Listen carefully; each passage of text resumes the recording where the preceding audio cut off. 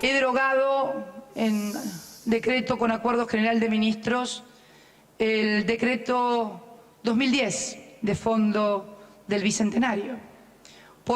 Permítanme, por favor, porque el grado de judicialización alcanzado había desnaturalizado absolutamente facultades que son propias del Poder Legislativo y del Poder Ejecutivo.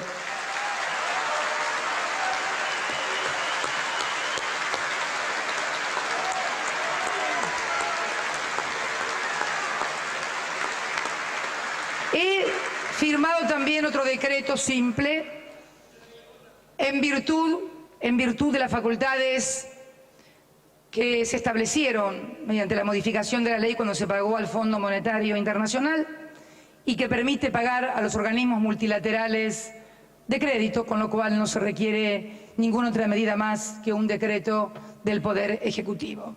Y he firmado en acuerdo general de ministros con discriminación absoluta de lo que se va a pagar. También hemos afectado 4.187 millones de dólares de las reservas, pero además lo hemos hecho conformando una comisión bicameral integrada por 8 senadores y 8 diputados para que sigan, vigilen y controlen cada uno de los pagos que se efectiviza con esas reservas.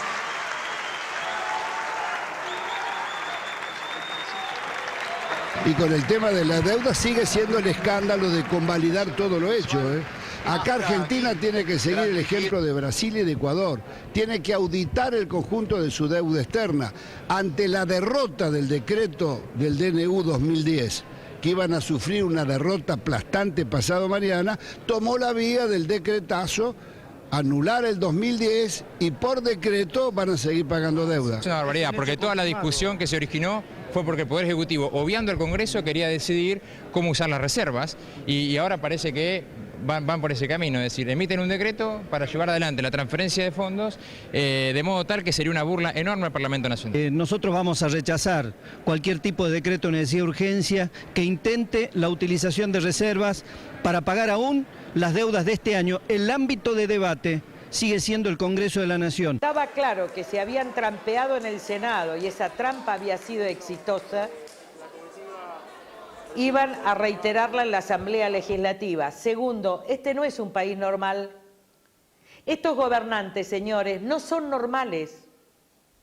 Estos gobernantes son tramposos, hacen de la mentira sistemática y de la trampa su modo de hacer política y su modo de vida. Entonces lo racional es separarse, distanciarse y obligar a los tramposos a cumplir la Constitución.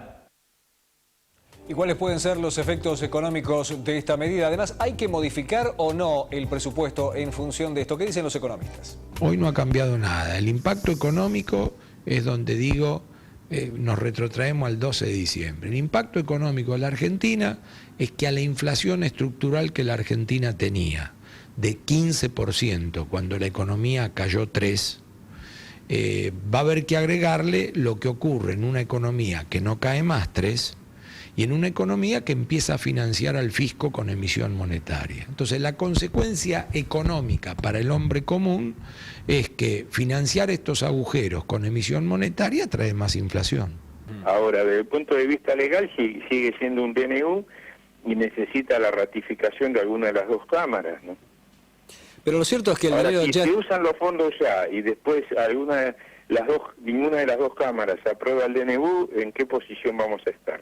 Acostumbrarse a que uno puede manotear recursos de las reservas para pagar vencimientos de deuda porque no hizo desde el punto de vista de la gestión las cosas que tiene que hacer para volver al mercado voluntario de deuda como hacen todos nuestros vecinos, Brasil, Uruguay, Chile, etcétera, es una mala costumbre. Creo que hay que tener mucho cuidado y creo que evidentemente la Argentina debe aprender de los errores pasados y tiene que entender que hace falta usar todos los instrumentos posibles y a nuestro alcance precisamente para darle confianza a los agentes económicos, a los ciudadanos que han sido golpeados muchas veces.